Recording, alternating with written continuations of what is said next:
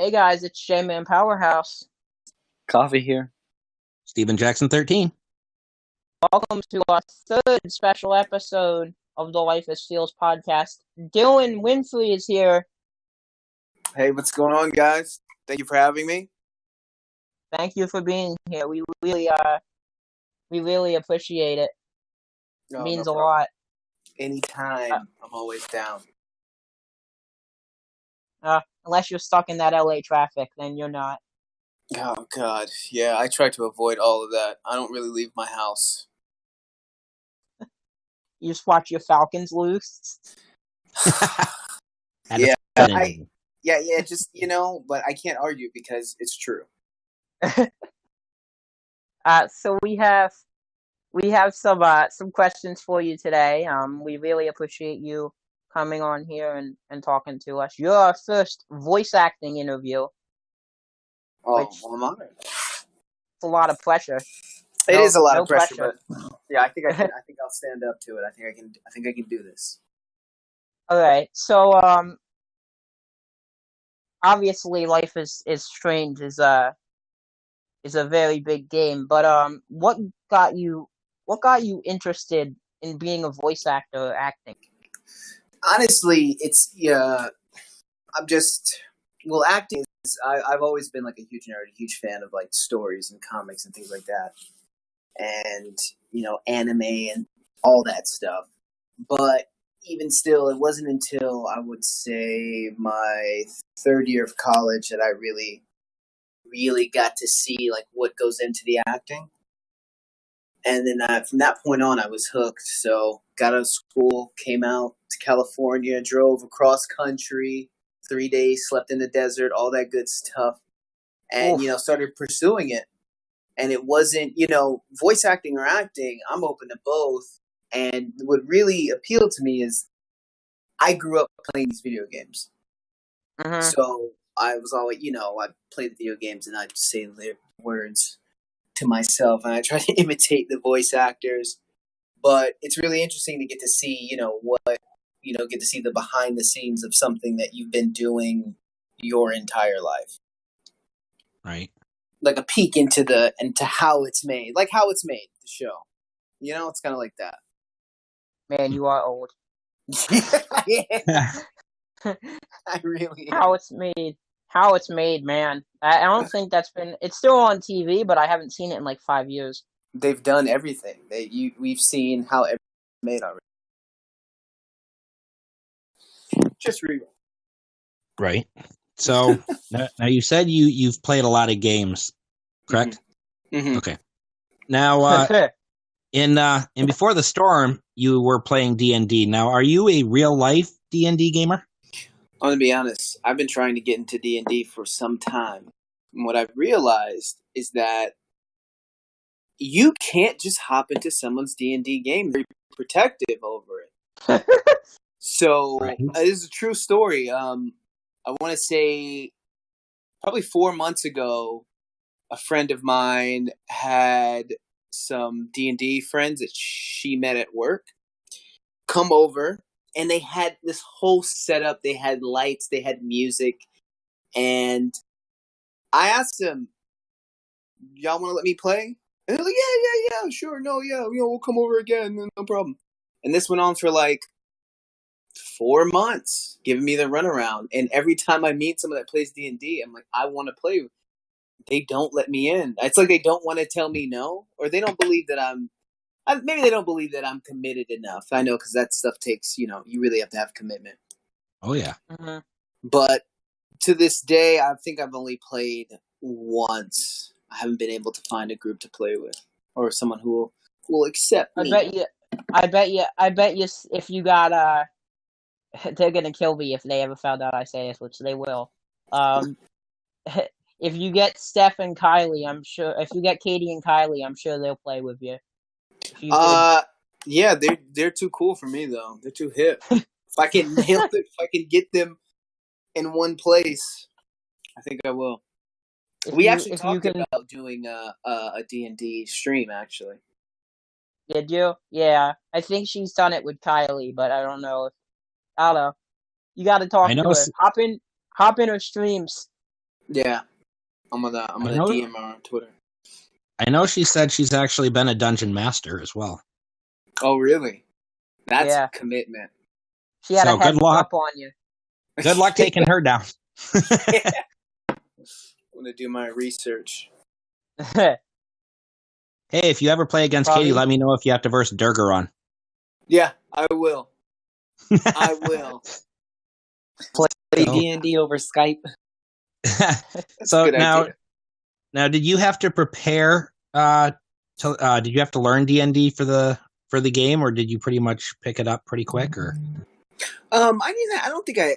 No, I didn't really have to prepare. I think they kind of had it all set up. They knew, they had the script ready and where it was going to go and what was going to happen. I do think that my prior nerd knowledge, just experience, did help me. Because Right. if you go in there and you see, cataclysmic cone of fire, what is that? But I recognized it. I'm like, all right, this is what it is. And that's probably the one line that I got the first time. They're like, perfect. So Nice. I already knew how to say it. The So if it was emphasis. laid, So, well, I'm sorry, if it Matt. was laid out, I'm guessing that they already pre-picked the name Elamon. You didn't come up with that. I did not come up with it. Oh, They man. had they actually had a few different ways to go, different moves and different names. But I guess they decided down the line. So I did record, I think, a few different names and different move sets. I didn't remember what they were, but I guess down the line they decided to go with the ones that they chose. Interesting. Elmon. That Elmon, was I think, it's an amazing name. I would have been hard if I had to choose a name. I don't think I would have been able to do it. You just call him Calamastia. Calamastia. You just take Chloe's, and it's all good.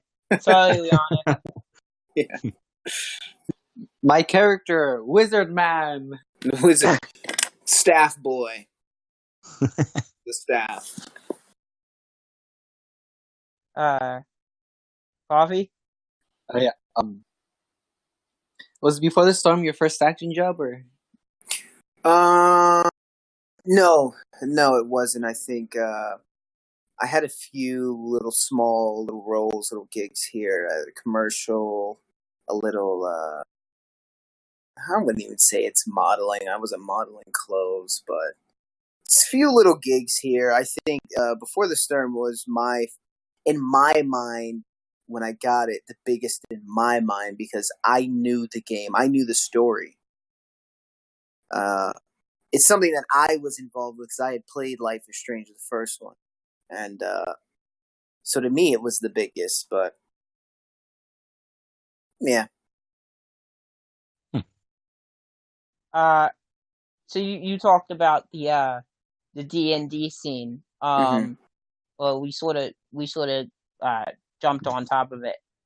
So the thing I want to ask you here, I think the answer to this is a part in the D&D scene, but I'm not sure. But what is your favorite line as Mikey?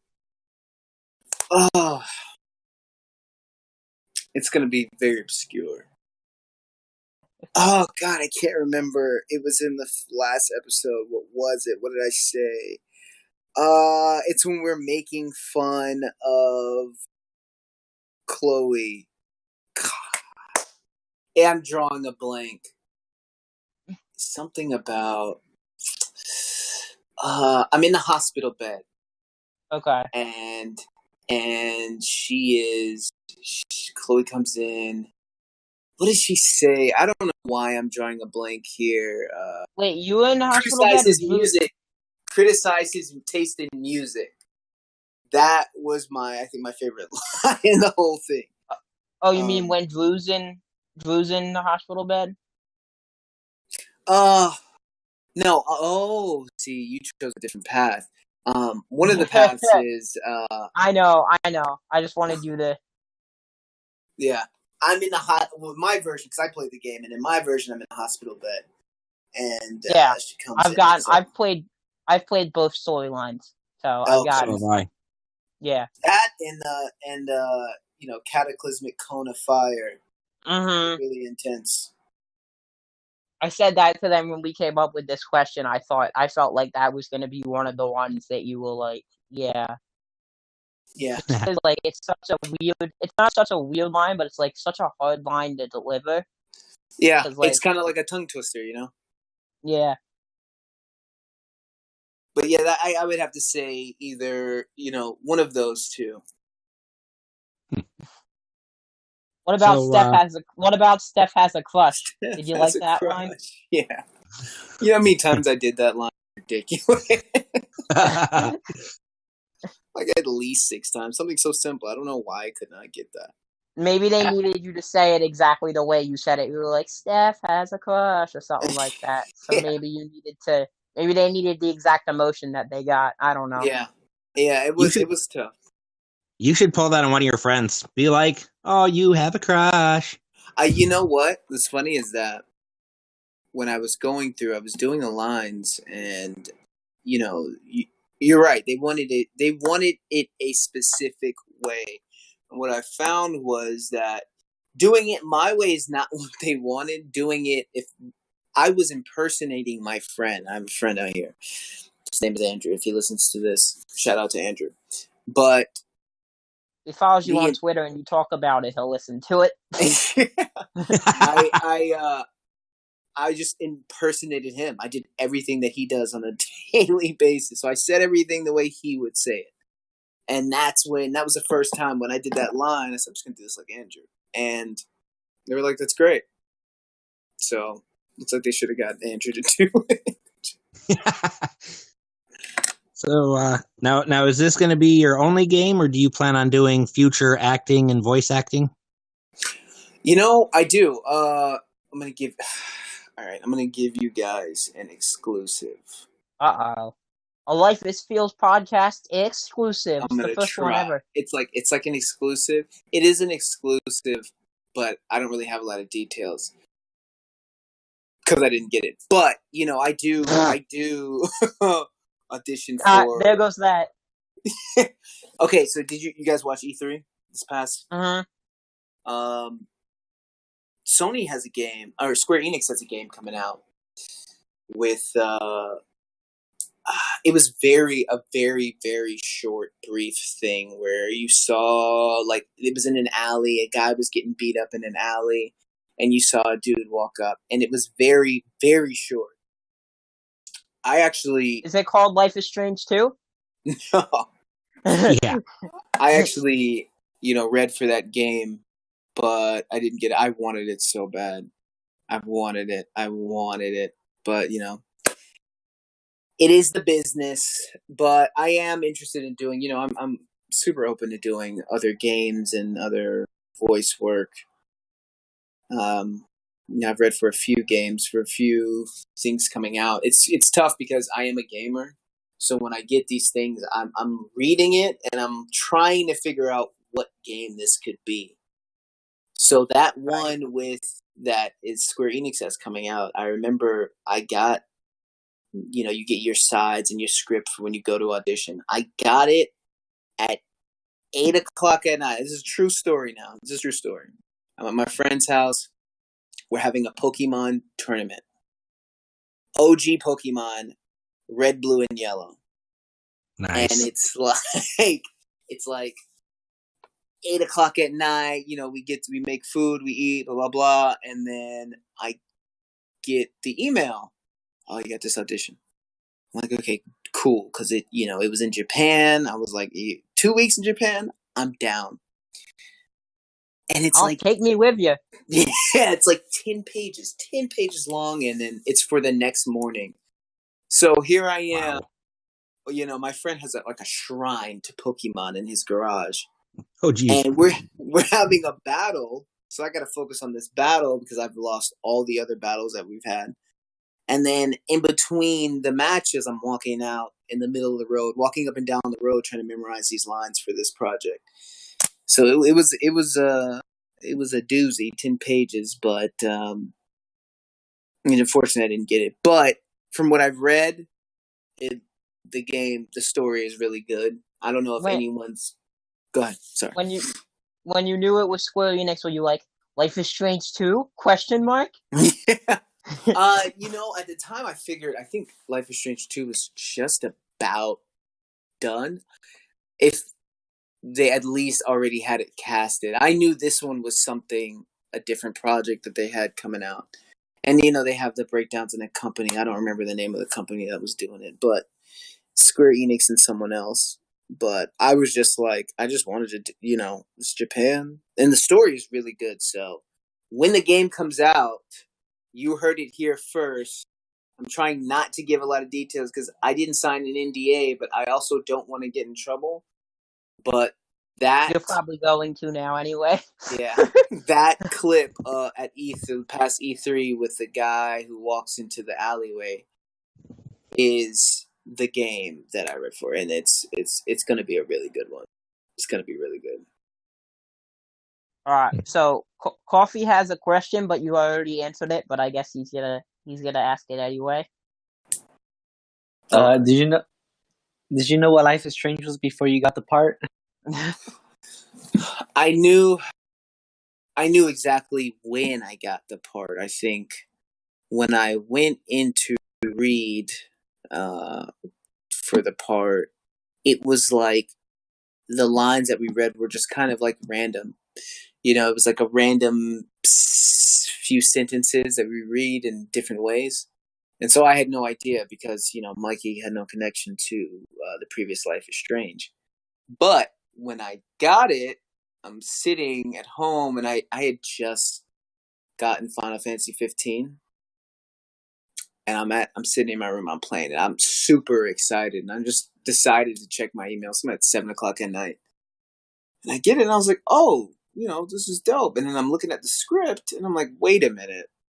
So I go to my friend, I'm like, I think this is Life is Strange. He's like, no, it can't be. And as I read the script, sure enough, it was Life is Strange. So I found out about it as soon as I got the script, which was as soon as I got it, that it was Life is Strange. So you knew, like right away. Yeah, I knew going into it that it was Life is Strange. Going into recording. Wow, that must be awesome. Because like you said, you've played the first game, so like how big was that for you? You were like, oh my god, like I know what this is. Yeah, I mean it's kind of like I go into the recording studio and I walk in, and they don't know it yet, and I kind of sit down. We're just shooting the shit, talking a little bit, and I'm like, so this is Life is Strange, right? And they kind of get quiet, and they're like, yeah, and I'm like, oh, so what else have you guys worked on? What are the games you worked on? And then I didn't even give him a chance to answer. I'm like, oh man, I'm playing Mass Effect right now. I'm playing this, I'm playing that, blah, blah, blah, blah. And they're like, oh, we worked on all of those games. I was like, really? Oh, yeah. And I'm like, oh, I need to channel my inner Troy Baker. I need to get my Nolan North. And I'm like, they're just telling me, yeah, we work with all those people. So it was really crazy to be like, experience that. It's like, wow, you work with. Did you So I've sort of like two questions here. Before the casting before the casting for Before the Storm, I said too many befores. Did you know any of the other voice actors? Not like who they were, but like personally. No. I didn't know any of them until we met up. We had that meetup that I think was streamed. I don't know if I think it might have been Katie that did that, but I hadn't met any of them. Some of them have met each other, did some tandem recording, but all of mine was just a single solo session. Okay, well, that was question 7. Did you do any dual mic recordings? I didn't. It's. I wish I did, because the D&D scene, you guys didn't. That actually no. Do that together. I know Trey did some. I think he told me that he did some tandem recording, but I didn't do any. And I feel like, because it's tough when you're in a booth, when you're acting and you're on a set or something like that, or on a stage, you can react to the person that's saying the words.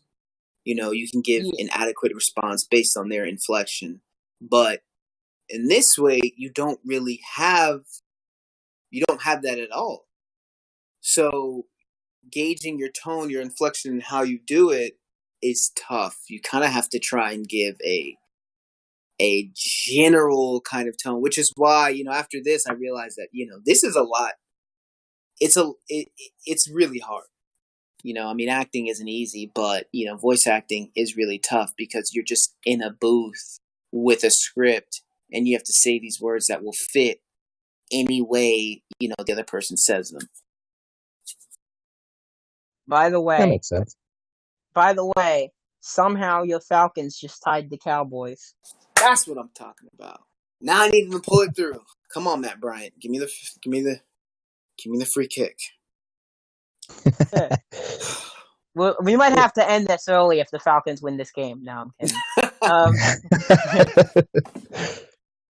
So, Uh, now you said you went go ahead. in. Did you, throughout the recording process, did you ever meet Ashley Birch? No, I did not. I didn't. I think because this was kind of the, Don't Nod was doing this. I didn't really get to meet. And I met the director and I met Webb. Right. And some of the people working on it, but that was kind of it. It was it was very enclosed for me. I was like, I get to finish it. Oh, well, that was unlucky. So we've listened to the Blackwell podcast, and this name comes up all the time.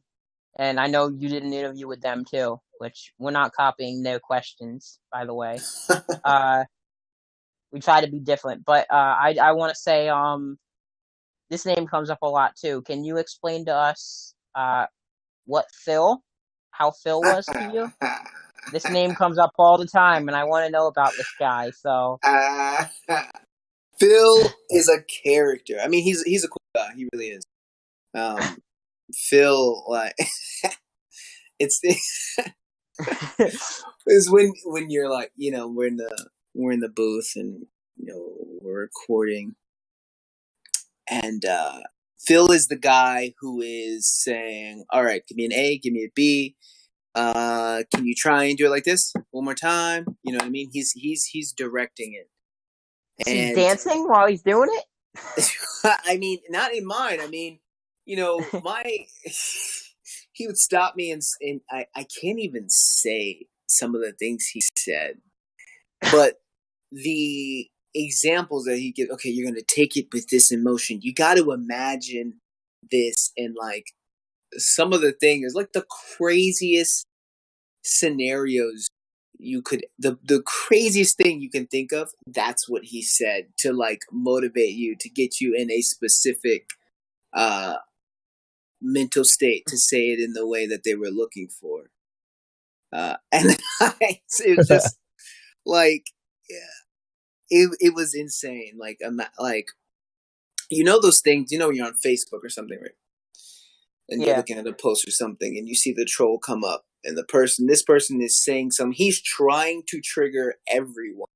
Yeah. And that one thing he says, Phil would say that and try and trigger a specific emotion like that extreme.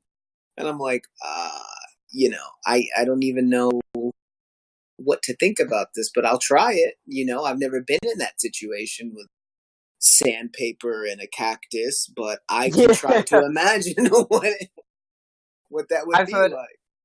I've heard other people, especially like when I listen to the Blackwell podcast, say the pretty much same thing, is that he'll just come up with the most random ass scenarios you could ever think of and be like, here's what you got to do. And you guys are all like, wait, what?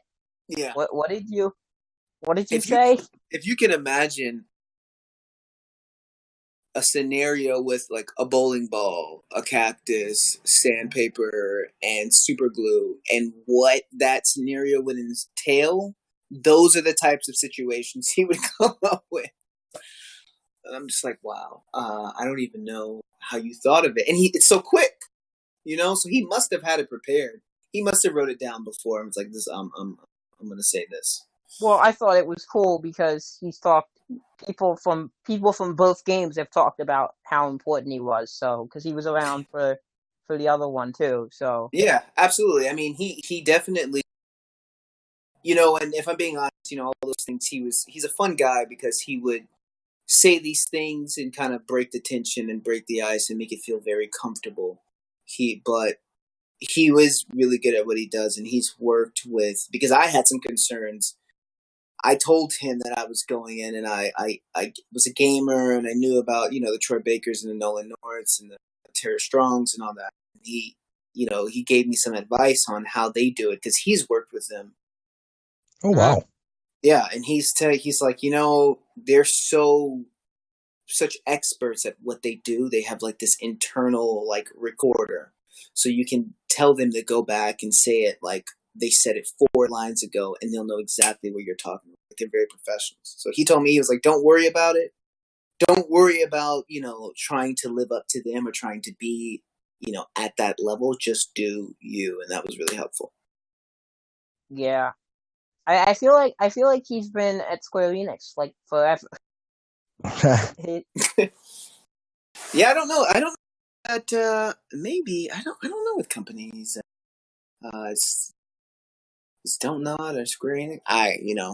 Phil's a busy I guy. think it's Square Enix because he's been in both. So because Yeah. Don't Not one and Deck 9 did the other. So yeah, he's a director too. Phil makes movies. does he? Yeah. Yeah. Are you able to name like 1 or 2 of them? I am not. I was, matter of fact, that reminds me, I gotta call him. I gotta text him. He's like, I got this guy, this role for you, and I think it's perfect. Give me a call. But Hollywood is Hollywood. Everyone's super busy, so nailing him down is, kind of tough. But I'm gonna follow up. What's up with that role, dude? Yeah. Is there a Life is Strange 3 coming out in 2 months? Is that what? You know what? I can give you my personal opinion. Probably. I'm not in 2 months. I wouldn't say like, because it's not like they're annualizing it. You're not like EA or something like that. But you never know. It could be. My personal opinion, I don't think a new Life is Strange comes out until PS5 drops in 2020. That's my personal opinion. Ouch. Okay. Just Steven? because, Oh, God, sorry, go ahead. No, go ahead. Oh, I mean, the dev kits are out already. People are designing for, the next-gen console. It wouldn't make sense to drop a Life is Strange 3 in 2019 when you're going to announce PS5 in 2020, which they haven't said that, but they absolutely are going to do that. Mm-hmm. So, yeah. Maybe. There could be. They don't tell me anything. I could be wrong. So it sounds like you're loving the whole Life is Strange community then. Yeah, I mean, I'm huge in the games. I'm a big gamer, so any games, whether I like them or I don't like them, I'm always down to talk and see what's going on, and see what's going. Like I haven't played the new Life is Strange yet. It's not Life is Strange 2 yet. I've been super busy. I need to get that though. Coffee, anything you'd like to add? Well, no, real quick, to follow up on that question. Sorry. To follow up on that question, by the way, your Falcons just lost because Brett Mario hit a field goal with 2 seconds left. But, to follow up on that question, I'm sorry, you're never gonna want to interview again. I can't take the Falcons. It stressed me out. I mean, the season, I'm just gonna throw it in the trash. Season's done. It's fine. Okay. Everything's okay. It's all good, man. I know you said you were part of it before Coffee. That's his question. We're confusing the shit out of Coffee because we're going way out of order. But when you said that it was interesting. You said you played the first game, so you were part of it. But now, like being part of the second game, can you like describe how loving the Life is Strange community is, like the fans, and like did you think it was what you thought it was, or is it bigger? No, I didn't think. I couldn't imagine that it was big because I'm a little old, and I'm from the like old gaming community where, you know, we didn't have internet like that at the time. So, I play my games. I don't really do a lot of online games. I just play like the stories and stuff like that. And so I'm kind of at a loss when it comes to certain communities or their presence. I knew that I loved Life is Strange. I liked it. I told my friend he should get it. He played it. He liked it because it was a twist that I did not expect. I didn't expect the powers or anything to come in to play. But after doing, working on Before the Storm and seeing that, there is a rather large, fairly dedicated community to it.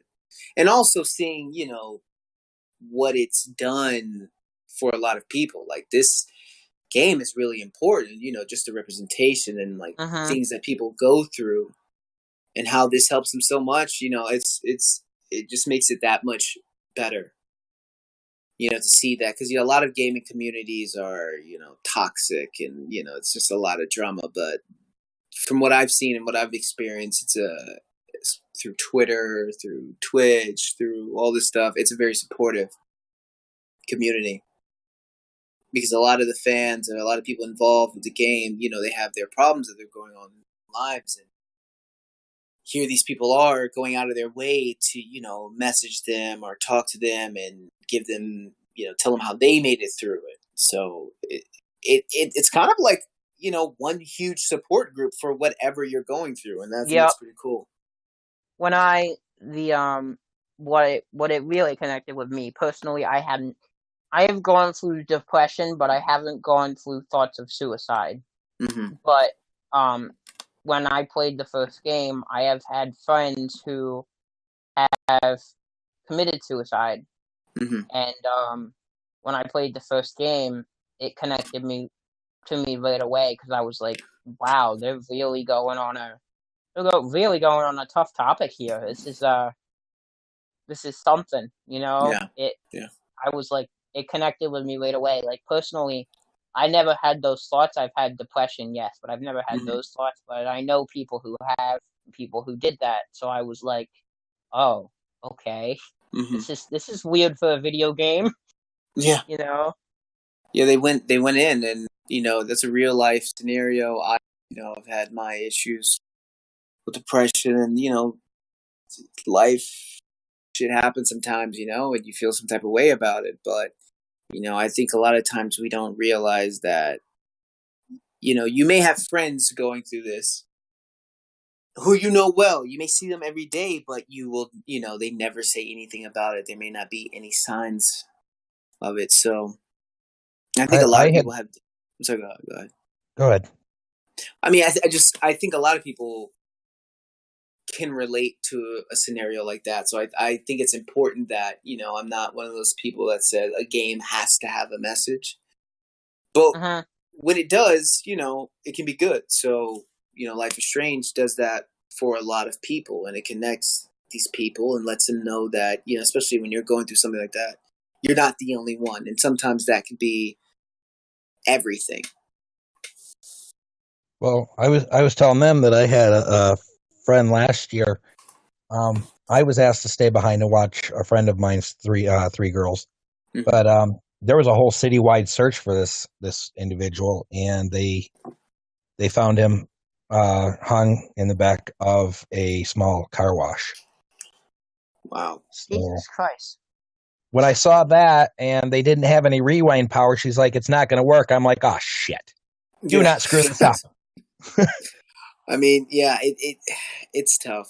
It's hard to, deal with things like that or see something like that. But, Life is Strange in the game, I think, you can rewind so much up to the point where, it's not going to work anymore. There's a point where she cannot rewind, and you have to make that decision. Like, and for instance, in the first one, when you save Chloe or you save the town, right? Right. In my mind, it's a no-brainer. You got to save the town. Some people may have saved Chloe. That's just they might have done it. Are you reading our script? Well, I'm just saying it goes to his point when he said that there's no rewind, And I think that's a big thing in the first game is like, yeah, she has his powers, but really they don't work. You have to. You can't alter the course of reality. Yeah. We'll still have Coffee ask the question because he's sitting there lonely for the last 10 minutes. But I'm sorry, I actually did sacrifice the Bay. I've seen the other ending, but this is how I viewed it. We've got Chloe. Yeah, it's gonna suck that Joyce is gone and Pompidou's gone. But then I realized the fisherman was Pompidou is the second most important person in the game. The fisherman was pretty much angry. The Prescotts were jerks. David was an asshole. Jefferson and Nathan were criminals. The whole Vortex Club's attitude sucked. There were so many things wrong with it. I didn't even question it. I'm like, you know what? Screw it, Bay. We'll get more into that later. And one thing I didn't know, one of our questions. I found later that Don't Nod said that sacrificing Chloe was the only original ending, and people were so upset because they wanted to save Chloe that they actually added the second ending. Wow, yeah. I mean, I guess people, when you put it like that, it makes sense. You know, they were kind of all assholes. Right? Coffee, are you there? Yeah, I'm there. Go ahead. You can finally ask your question number 9 now. Can you describe how grateful you are to be part of the Life is Strange game? Oh, super grateful. You know, it's the first foray into that kind of gaming world, which is something I always said, like, all right, I want to make movies, I want to make TV, and I want to make video games. And like, you know, some people want to, you know, I want to do music. I think for a lot of artists, especially actors, it's the music is like an additional thing. Like, I want to do music and I want to do, you know, acting and I want to do art or painting or modeling or something like that, or dancing or something like that. But for me, it's always been video games. I want to make a video game because I lump them all together. So I'm very grateful because, you know, I still have in the back of my mind, you know, thinking about Hideo Kojima's, you know, these people who are a lot of the directors who are heavily influenced by film and TV. And honestly, if I'm being honest, a lot of the video games are telling better stories than a lot of the TV and the movies out here. And they're original ideas, and I really respect that. So being involved, being able to, even at the tiniest part, to see how a game is made, I'm super grateful for it.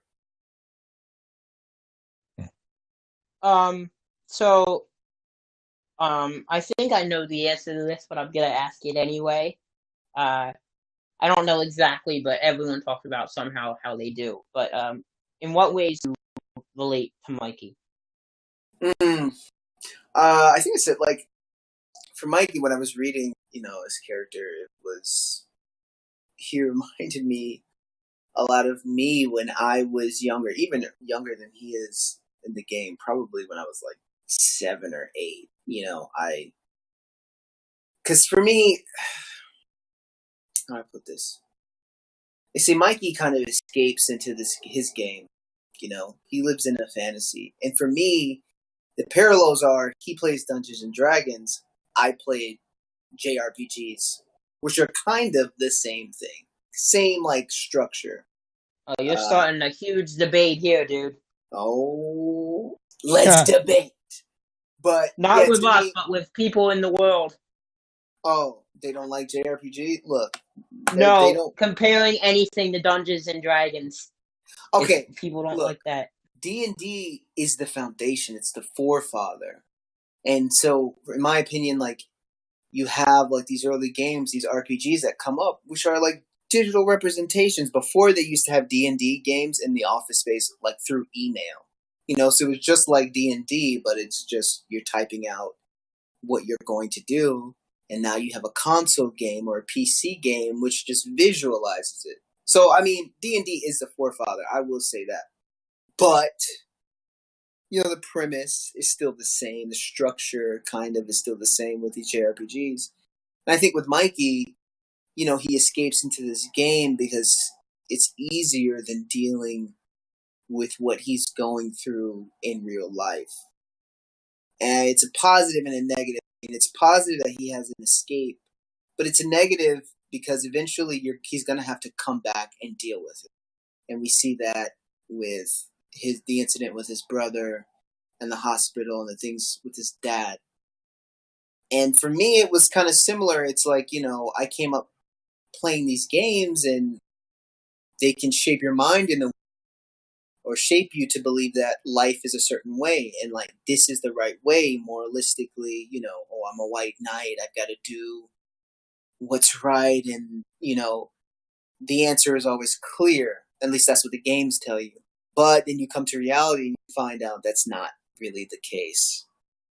So I think with me and Mikey, I relate to him a lot because I see his path and his progression, and what he learned from, his journey as the same as mine. I think I started at an earlier age than Mikey did in the game. And, Mikey's story was never finished. I was talking to Webb. We were joking around with Phil and Webb, and I said, "Oh, Life is Strange 3, Mikey's dad dies." And he said, So, look, that might still be on the way. I'm not... If you want it, tweet You heard it here first. If you want Spam the tweets, people. Tell them what's up with Mikey and their dad. Where's Mikey's mom? What's the backstory? Well, we have Drew on later. We have Drew's voice actor on later, Trey. So maybe we'll get him to spam some tweets. Yeah, this is a team effort. We're all going to do it.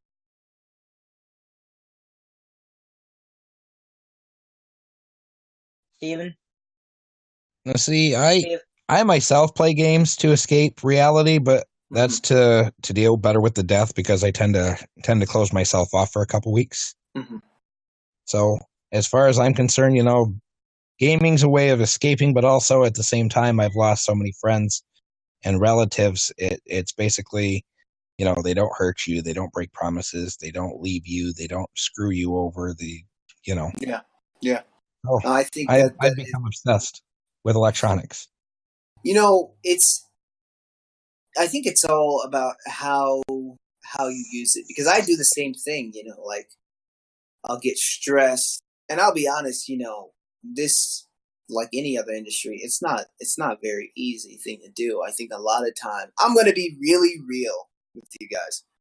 A lot of the stuff that you see on TV or on social media, it's not real. And the problem is, and this carries into every other industry and just life in general. I think sometimes we see this stuff on social media and we think it's real, or we compare it to our own lives, and somehow our lives don't quite add up. So for me, gaming is still an escape. I think I do when I'm dealing with the stressors of just the industry or life, or trying, to make it in this world. I go to video games, but at the same time, it's fun, Right. It's like, it's not a full escape. You're not doing it. It's not like a crutch or a drug. It's just something you enjoy to do. So I don't think it's a negative thing to use video games as an escape. We all need a way to de-stress.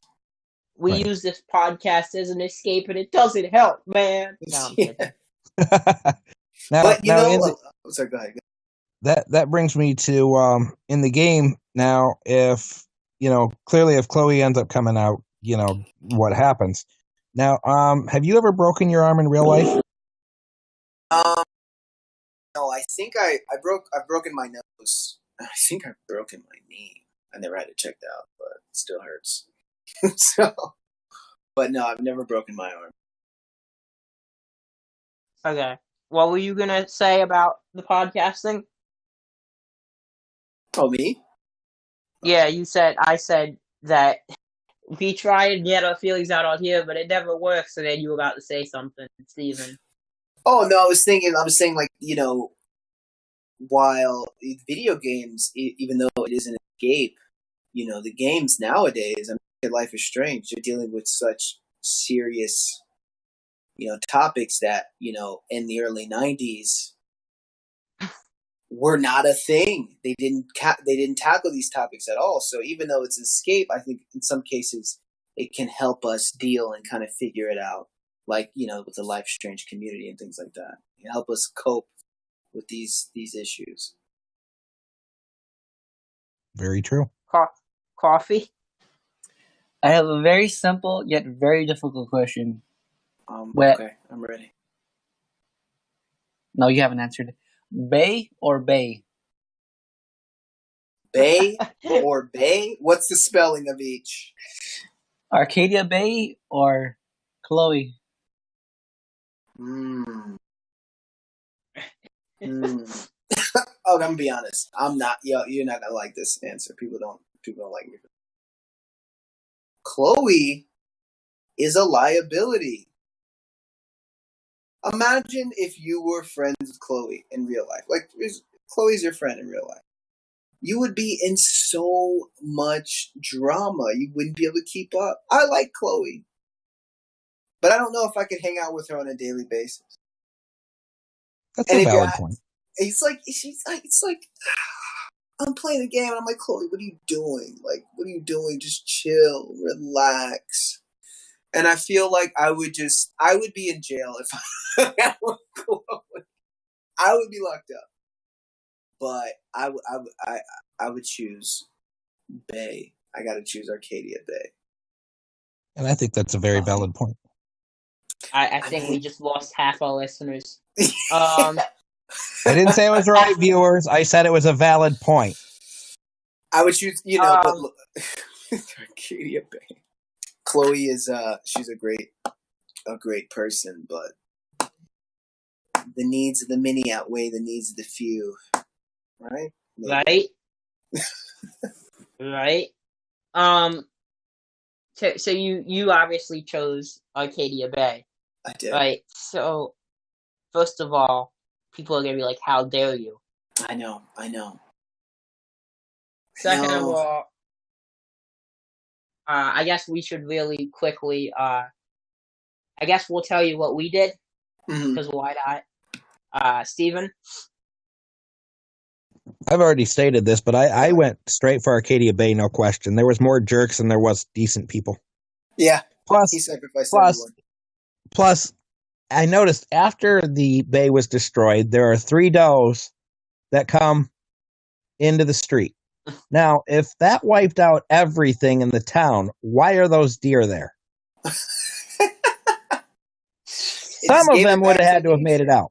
And nobody focuses on that. Because one of the deers is Rachel.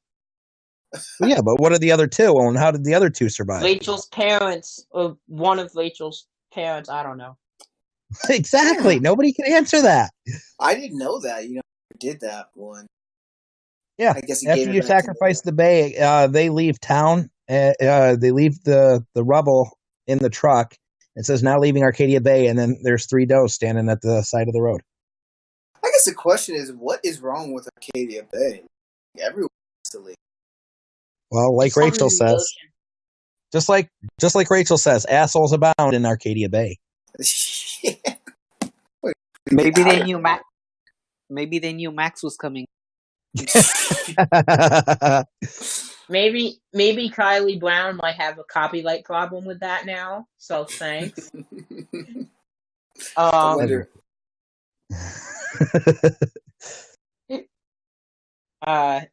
So I chose to sacrifice Chloe, and boy, I've said this numerous times, I think, on here, and every time I say it, I get hate comments. So why the hell not just say it again? I mean, I'm used to the hate comments at this point, so bring them. Yeah, I sacrificed Chloe because, I mean, who doesn't want to go ape? I think Warren was an amazing character, and I personally, I've said this on here too. At the time, I felt bad for Nathan and I thought maybe there was a possibility that Nathan wasn't actually dead, but then if you sacrifice the whole town, he definitely dies. So, I don't Yeah. know. I have I a like question. Joyce too. Yeah, go ahead. If you guys had to pick Rachel or Chloe, one's got to go. Who do you choose? Which Chloe are we talking about? Yeah. Ashley Life Bush or is Leon Strange. DeVries? Life is Strange 1, Chloe. That one. Well, she's already gone through all her stuff and has settled in her way of being. Oh, see, I love Ashley Bush. Ashley But it's Bush, not don't hate Ashley me. Burge. It's that Chloe, that character. You have to choose between her or Rachel. Well, both the voice actors are amazing. Hint, hint. I would. Jesus Christ, I'm not answering this first. Someone else answer this first. Go ahead, Coffee. You got this. No. I would sacrifice. Jesus, Dylan. Got to. This is what life's about. I would sacrifice Chloe, and I'll explain why. Because I think Leon DeVries did better than Ashley Bush. No, that's not why. Because I think, first of all, if you're saying if the ending of the game was Rachel or Chloe instead of Bay or Bay. I'm just saying in general, you got to choose one. One's got to go. Okay. You got to pick. I would sacrifice Chloe because, oh man, Chloe, like you said earlier, Chloe just gets people into trouble. Mm-hmm. So eventually she's gonna die anyway. Let's be honest. That's why when everyone asks me why do you choose the city Arcadia Bay, I say, well, this girl's been shot like 80 times already. She's gonna die eventually anyway. So like, I don't get what you're all complaining about. Okay, but Rachel's gonna die too. That's a conspiracy theory of mine. I actually think Rachel's still alive. There's a lot of people that have that controversy. Only the reason I say the controversy, and somebody else mentioned this online, and I agree with it. You can't fit Rachel's size of a body in a small gym-sized duffel bag. Unless she's chopped up. Wow, this is really getting to a place that I didn't think it would get to. Well, even if she's chopped up, it's only been 6 months. It still ain't going to fit. It's still going to have pieces of the body to it. Yeah. Agreed. See, I don't think Rachel is dead. It never really shows her body. It could have been a dead dog in there for all we know. That's true. Jesus. We never see it. I would choose Chloe. I mean, I would sacrifice Rachel, honestly, because if we look at what Chloe is the way she is because of Rachel. Rachel did that. Yeah. Like Chloe, in my opinion, is Rachel. She's adopted her persona, and if I really did not like. Not that I didn't like the writing and all this stuff is great, but in terms of the character, I don't like. Rachel is a super liability. I feel like Chloe is salvageable. You know, Chloe's kind of because when the first game, you know, when you see what happens if her dad doesn't die. Mm-hmm. Oh, that was tough.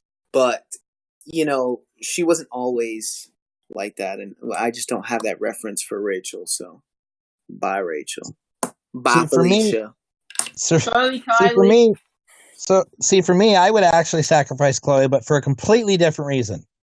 One, the way Rachel died was completely wrong and should never have happened in the first place. True. Two, she was posing for Frank for drugs. Mm-hmm. She was overdosed by Nathan. If she had a friend like myself, I feel that I would be able to reach her to a point where she wouldn't need that. Mm. And her life was too early. She had much more to offer. Yeah, gosh. So Rachel for me. When you say it out, all the things that happen, it's like, wow, what is up with this town? Nothing against you, Ashley Birch, but I've got to say Rachel. Coffee? Nobody deserved the life of that. Yeah. First, I want to Coffee? say, Jeff, you said Jeff, you say that Chloe is more of a liability when, don't you remember that Rachel literally burned the entire forest down and got Oof. herself stabbed Got a point. by Devin Merrick? Devin? Yeah. I don't You know. mean Damon? Damon Merrick, yeah. Rachel did. But look, even more reason why Rachel's got to go. No, Rachel's just had bad influences. She deserves to live. Rachel started. Rachel is the bad influence. She's been doing drugs. Well, I mean, that's not that bad, but she's been doing shit. Her lying We've gone off DA the daddy. reins. Her lying DA daddy and her abandonment mother are the reason she turned out the way she did. She didn't know about the abandonment. That's true. Yes, she know did. In chapter 3, she did. Yeah, but I'm talking about before that stuff happened.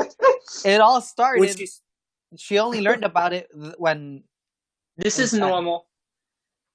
Well, when she started the fire, there's not a specific timeline. He just asked who he'd sacrifice. It could be before the game, after the game, during the game. I'm just saying that, Rachel started a forest fire, and that's a pretty big deal. So, well, that's because they didn't have Smokey.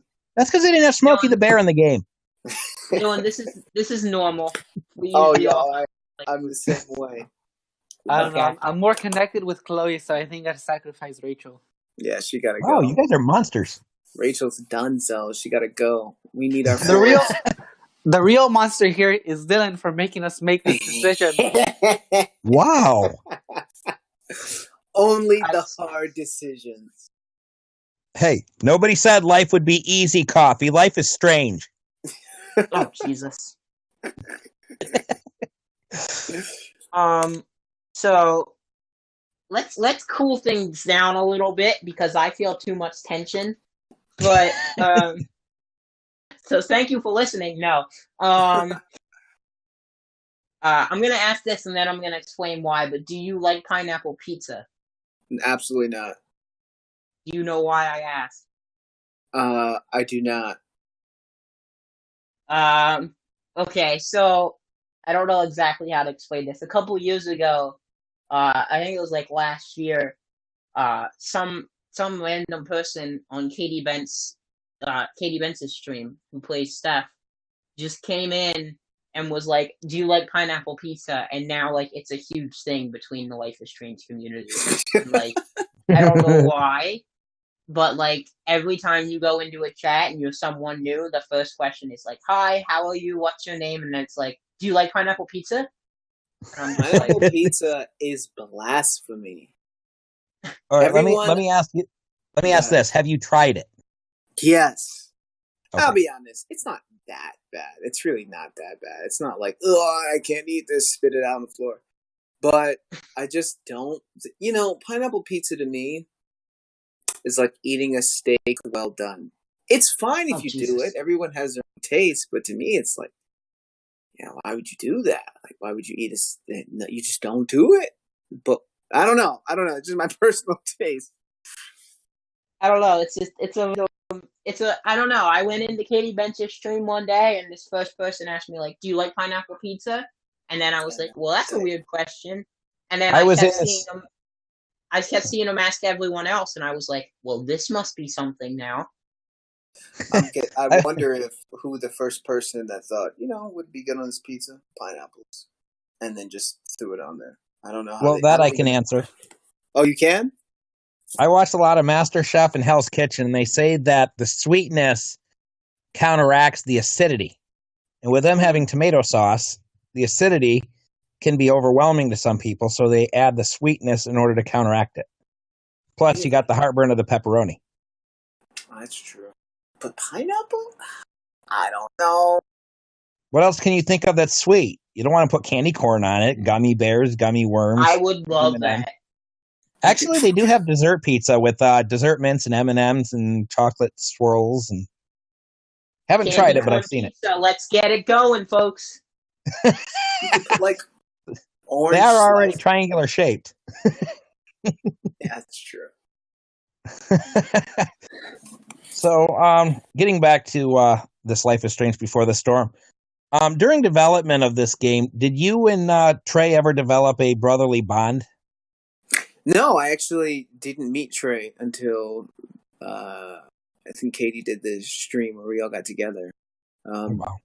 Yeah, I hadn't met anyone. I was literally like going in, and it was just me in the booth and everyone else, or Phil and Webb.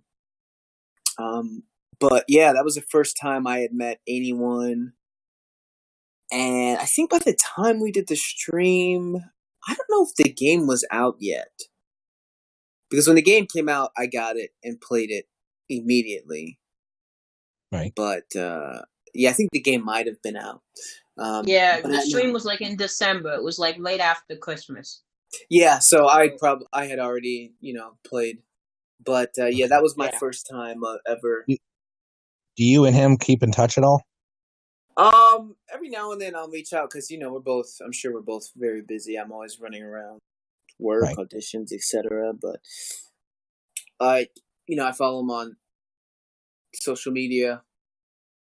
I'll message him. Comment. He's going to be on here in like 2 hours, so if you want to hang out in the chat for a little bit, you'll get to talk to him at some point. I just might do that. I got to run to the gym later today, guys. My shoulder. I've been feeling so garbage. I hurt my shoulder, and I'm like, ugh, I can't move. And I've been out of the gym for like 3 weeks, and it's driving me insane. I don't know what to do. Dillon hurt his shoulder. Curse Eric. Yeah. Oh, Jesus. I got a question for you guys. Okay. What games are you guys playing right now? What games are we playing, or what games are we doing podcasts on? What games are you playing in general? For me, I'm between Assassin's Creed, Spider-Man, and Lego Marvel Superheroes 2. Assassin's Creed Odyssey? Sadly, that's on layaway. I'm between replaying Black Flag because I had it on 360 and I'm playing it for the one. Okay. Syndicate's downloaded, and Origins I have to get back to yet. But I do play a lot of Assassin's Creed. I love Assassin's Creed. Makes me want to learn history. It does. I'm a bit of a history buff, a little bit, because of Assassin's Creed. Right? I does love it.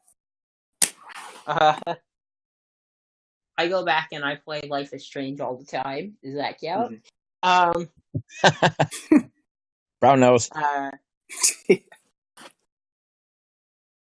So, Life is Strange 2, Detroit, and Until Dawn, and the new Call of Duty. I played Haley, actually.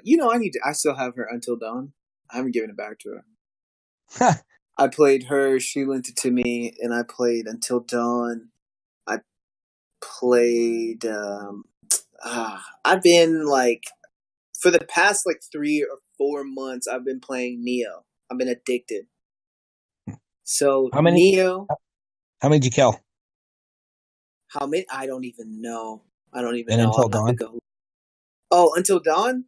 Man, I think everyone died. The football player, I was trying to get him to live, and I could not get it. Everyone is God. There's only one person that deserves to live, and that is the football player. What's his name? Matt. Yeah, he's the only. Everyone else is like, I just want them all to die. What about Sam? Nah, she gotta die too. She's indecisive. Wow. She's gotta go. But everyone has this complex except him, and I could not save him no matter what I did. I'm gonna have to go back and hit the forums and see. Everybody is savable. But what are your other games? I'm playing recently Yakuza 0. I got Dead or Alive waiting, and I still haven't played. I haven't played God of War or Odyssey, so I've got a pretty good list. I did play Spider-Man; it was really good. Oh, I know. And I then haven't Red played Dead. yet. Yep, Red Dead I've played too. And Detroit looks super dope. Oh, Detroit Detroit's is amazing. awesome. We actually are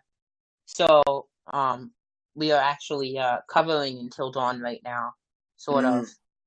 And after that we're gonna go random basically and go whenever we want to talk about something, we're gonna do it. And I think that Detroit's like top of our list just because of the storyline. Yeah, I played his first game back in the day because I'm old, Indigo Prophecy, and I was like, man, his first game like that I had ever played. Plays like a movie, and so I know Detroit is going to be. I know it's going to be good.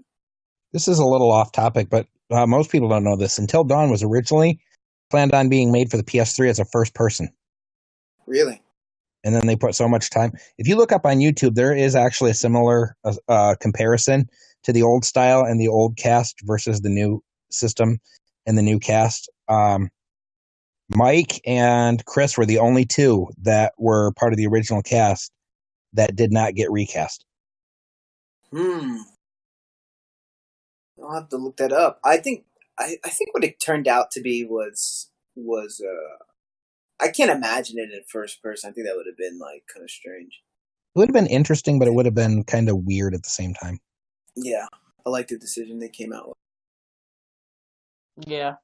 And no, I couldn't save anyone. So, Coffee, what are you playing? I'm playing Rainbow Six Siege, Persona 5. Oh, that's a good one. And I have some other games that I'm not really playing, but I have them. Yeah, Persona 5 is good. I really like it. I forgot about adding Legend of Zelda. Legend of Zelda is always my go-to. Yeah, Let's Go Pikachu, Let's Go Eevee came out. My friends have the Switch, and they're big Pokemon fans. So yeah, I got a Switch. I just can't afford them. Man, wait. So, what it is? They're both for Switch, right? I'm just Yeah. Okay. The weird part is they're making it as a story game, but it can't link up and trade with your DS stuff. Nah, yeah. All story modes. Yeah. What? They're phasing their DS out. They're cannibalizing. DS? Really? Yeah. Yeah, they'll let you link it up to Pokemon Go, but not your DS games. Yep. That's messed up. What about you have the Pokebank stuff? Yes. And they won't let you take from your Pokebank? I don't know. I didn't look that far into it. They should. They should let you do that. I don't know if they do. Yeah, you have a question? Sorry. No, go ahead. It's cool. Harvey? He's sorry. He's lost track of where we were. Sorry, I thought it was Steven's turn to ask a question. No, 15. Okay. Have you played Life is Strange 2 or Captain Spirit? I haven't yet.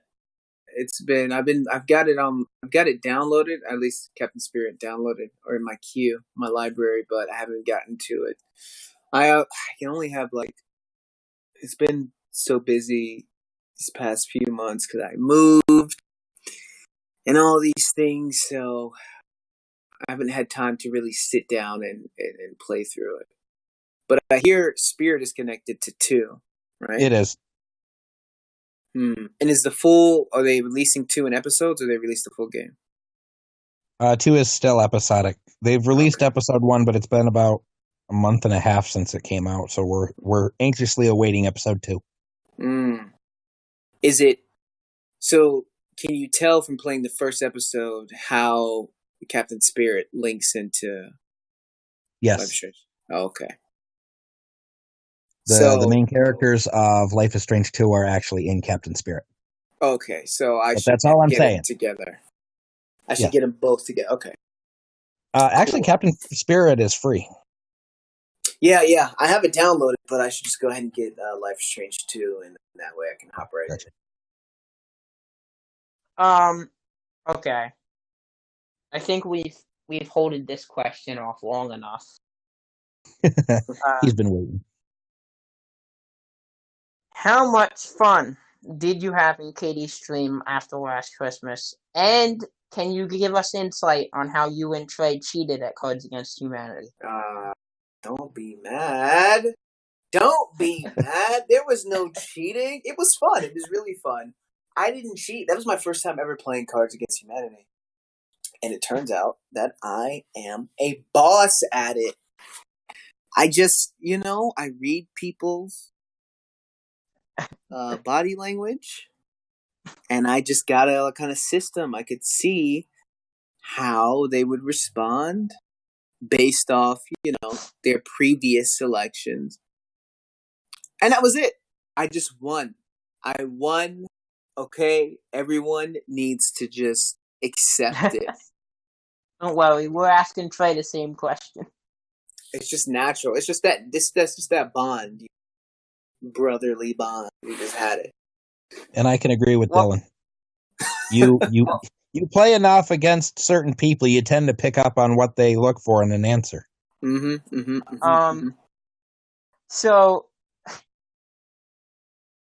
the only other thing I was gonna say was that, I forget what it was, because I've been around a long time. I used to just look though, so I was at that stream, but I was at that point I was too shy to like say anything. So my only other question would be like, what was it like? Someone kept saying like the Norths are going south or something, and I was like, what is that supposed to mean? I was like, oh. The words are going south. I think that's what someone said, and you and I think Haley read it, and you and Trey were right there, and you guys were like, no, I don't know, what that means. As I'm what you would call an elder nerd in this game. Mm-hmm. I've been around, I've been in the game for a minute. And when someone challenges, when a young whelp nerd, a baby nerd, comes and wants to challenge my nerddom, I have to accept the challenge. Like when Haley challenged me to a nerd off, I tried to tell her, guys, I warned her. I said, don't do this. Oh, God. You're not ready yet. You're on your way. You're doing well. But when you're young, you want to reach, and sometimes you overreach. Right? I had to do it.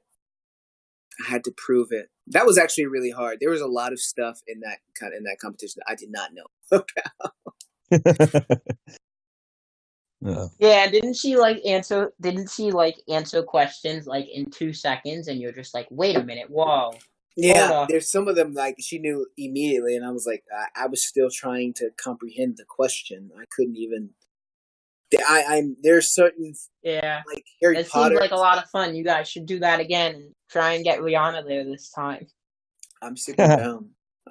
If they want to lose, I'm always down. All right, let me test how much of a nerd you really are. Oh gosh. Now, in this storm, when you're playing the board game with Steph, and Steph mentions that the Blade Runner Chloe wanted had a shitty voice sequence, and then later on in the original Life is Strange, when Chloe's on her deathbed, they decide to watch Blade Runner again. Now, have you seen the original Blade Runner?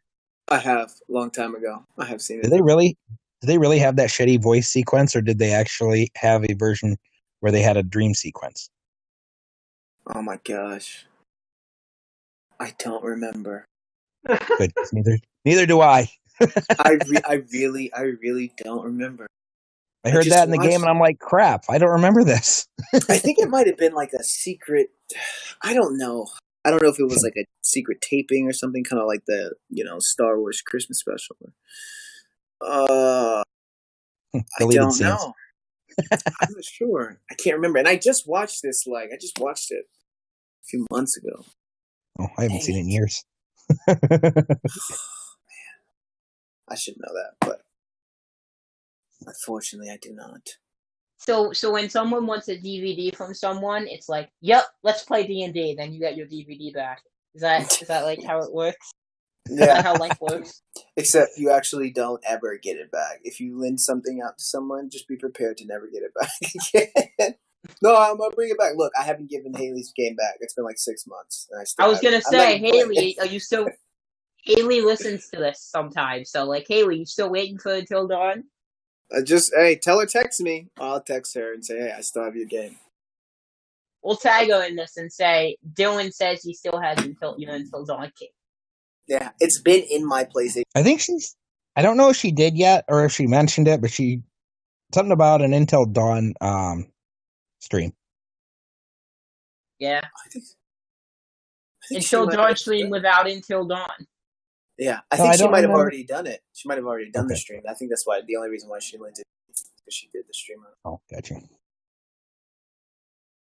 Oh man, Haley, you're not getting your game back. It's here, I'm still in LA. I'll drop it off. Kept game confirmed. It's in good condition. Don't play D&D with them, Haley, and then you'll get your game back. Yeah. If someone will have me. Coffee? Gotta use that acid blast. Yeah. Coffee? Besides yourself or your brother, do you have a favorite character in all of Life is Strange games? Ooh, I like the teacher. Life Strange 1. What's his Really? name? Mr. Jefferson. He's my favorite character. Really? Yeah. Because I remember playing it and thinking I did not expect that. Such a change of character in him.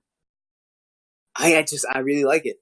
I really like his character. That menacing kind of, maybe it's, I'm an actor. I kind of want to go there, play that kind of menacing role. But he's all nice in the beginning and he's encouraging and you can do this. You just got to apply yourself. And then he's like tying people up, taking pictures, drugging them. Dope. I love it. That made me nauseous. I think Hannah Tells said before, and I think this is public, she said that people have asked her, like, did you see it coming? And she was like, somehow she was like, oh, well, I got all of the script after episode 1, because they were telling me what was going to happen. Mm-hmm. And she was like, but when I read the script, I was like, wait, what? Is this a fine print? What does this say? And she was like, does that say Mr. Jefferson? This must be a typo. She was like so confused. Yeah, it was a good twist. She did a couple songs 2-3 months ago, and she mentioned that. Somebody had asked it in her chat. Did you see it coming, Dylan? I absolutely did not. I did not. I didn't know who was behind all of it. I thought it was just Prescott. That's what I thought at first. I got Nathan kicked out. I'm like, see ya. Bye. I love you, Nick Schreiner. And then you find out it's Jefferson. A lot of people, and I've watched a couple people on streams. Most of the people I've watched stream this were like, wait, what? Yeah. It was a good twist. I loved it. And then from there on, insane. I did feel bad for Nathan when he called Max and he's like, I'm so sorry. It's like, well, now I just feel like a jerk. Yeah. Well, I will say that Nick Schreiner and Caleb Thomas, people say to me, I say all the time that, like, if you could name, no offense to anyone, but if you could name, like, 2 of your favorite voice actors of all time, I would say easily Nick Schreiner and Caleb Thomas are in my top 10, maybe even top 6 or 7, just because of how hard that character. No offense to you, you're in my top 5. No, okay. My top 2 are Dylan and Trey. Offense has already been taken. No, it's fine. My favorites are Dylan and Trey. That's only because we have them both today. That's your Caleb did a good Uh, job in kind of matching that. I thought that he did a really good job when I was playing that, like kind of matching that, because he was already his character that's already there. He's already established. yeah, he said that was hard for him because he didn't know, and then once he found out, he was like, "Oh shit, this is actually a returning character." Like, what? Yeah, I think he did a really good job actually. I think they connected very well on showing that his dad was a control freak and that he was always getting bullied and going along with what everybody else did. Yeah, they did get kind of flesh that story out. So I have a follow-up question to that real quick before I ask your oh wait, never mind. It's not a follow-up question. It's the next question. My bad. So you talked about who your favorite character was. Who do you relate to most in the first Life is Strange and in Before the Storm?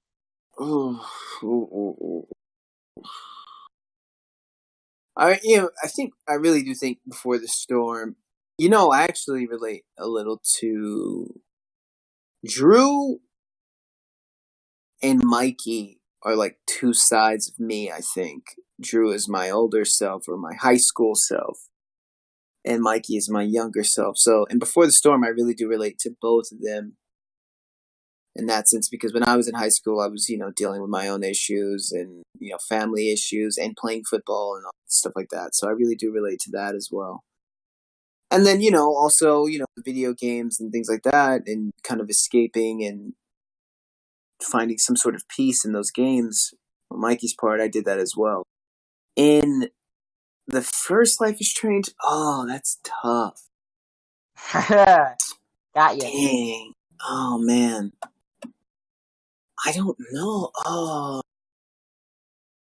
I don't want to say the drug dealer because I'm not a drug dealer, nor have I ever dealt drugs. Disclaimer. Frank But Byers. yeah, it just I would. He's just chilling, with his dog. Right. Yeah, I mean, he's also selling drugs and doing some other things that aren't very good. But the dog doesn't know he's selling drugs. Let's be honest. Well, technically, until you raid the RV, you don't even know he's selling drugs still. That's true. Pre-drug selling. He's just kind of like a chill dude who doesn't like teenagers and wants to chill with his dog. And I can relate to just chilling with your dog. I would want to do that. But it's tough because I think the first Life is Strange has such, extreme characters. Chloe, maybe a little bit of Max in like I feel like Max is just kind of dealing with all these extreme characters around her. She's just trying to find her way. So I guess I could relate to that a little bit. Do you relate to Elliot? From Before the Storm, the crazy psycho stalker dude. Elliot? Man, he's not a crazy psychic. He's not a stalker. He's just, trying to get some play, man. I feel you, Elliot. Two things I need to be clarified. One, a lot of people, and me and J-Man have talked about this, a lot of people compare Warren to Elliot. Your thoughts? Yeah, they kind of are. I mean, maybe not. Okay. Warren earned it. Warren just wants to go ape. He put the work in. Elliot, I'm not sure he put the work in. I don't know if I'm in that position. Do I give him some play? I don't know. See, my thoughts were they're both clingy, but Elliot steps over that boundary into complete madman. Yeah, he's a little. For anyone listening, learn from Elliot. Take the hint. Just leave it alone, okay? What's a hint? Elliot is trying so much. Do you know? How many times did you... I don't even think you can, acknowledge him for the first few times that you meet him. You can't really, with, what happened? What does he do? I'm trying to remember what he says. what does he say to Chloe in Before the Storm when you first meet him? Something about like he asks, you're with he asks Rachel if you so wanna. much. Are you okay? Yeah. Yeah, okay, no. Elliot, okay, that's right. I was getting him confused. No, Warren is just like a regular dude, who's just like, he likes a girl, okay, and he's shooting his shot, and it's all good. Elliot is Before the Storm, too. That's what it should be. Elliot's story and how he turns into this super, Where are you, Phil? yeah. Like, it just, Elliot is a little extreme. He gets denied, or I got like power like complex. Do you know what I mean? Like he feels like he or deserves it or something, and he's not. And I'm pretty sure that's how he was supposed to be. How he was supposed to come off. That Why kind of didn't I he? deserve this. Why didn't he Just a show up service at announcement. Just a service announcement to all men and women. No means no. No, exactly. Just let it go, Elliot. She doesn't like it. I thought it was the other way. Well, that's how I live my life now. So, can you explain why Elliot wasn't invited to the meetup? Is he an actual stalker in real life, or I don't know. Y'all getting me in some drama. I didn't even know. I don't know why. Maybe he was, or maybe he's not. He may not even be in LA. I think Katie or Haley, or maybe both of them, kind of set this up. That set the meetup, yeah? And kind of reached out. They reached out to me through social media, and so he might not have been available. But I know that one of them, I think Chloe was in Colorado. Rihanna DeVries lives in Colorado. Yeah. Yeah. So he might be somewhere else. I'm not sure. I'll have to get on there. And I think Kylie lives in LA too. I think. Yeah. Do you guys live near each other, or is it like relatively near each other? I mean, I don't know where Katie lives. Well, if she still lives in the same place, but it's not far from me. It's probably like 3 miles away from where I live now. Not too far. Go to Katie's house and say, "Join this podcast." No. Yeah. She probably don't know. But I think we're all in close proximity. But with LA, close is not close. Well, yeah, that's what I mean. Because I live on the East Coast. I live on the East Coast, and sorry, Steven, but living in Jersey, people say they live in New York, and I'm like, well, what do you mean by that? There's 8 hours separating New York, and then people are like, I live in New York, I live near you, and I'm like, where in New York? And they're like, all the way up near Buffalo. I'm like, dude, you're 10 hours from me. Calm down. So I can relate to that. See, the one thing I find interesting is most of the cast know each other at some point. Day to this date says that she still has not met Ashley Birch ever. Oh, she's a celeb. She's big. She's big time. I haven't met her either. I don't know. I can't speak for anyone. So I haven't met her. She's go ahead. She's doing what is she? Wasn't she a writer on Before the Storm? Yeah, that's why we thought you met her, because she was one of the head writers. No, they don't. I'm not important enough. I'm just small time talent to bring me in. Well, you're important to us, Dillon. Oh, thank you. I needed that. But she did. I mean, at the same time, she was a head writer on that, and she was doing. I don't know if she was doing it at this time or for Horizon Zero Dawn. So, yeah. So have you ever heard of "Are You Ready for Me" by Pretty Vicious? Mm-mm.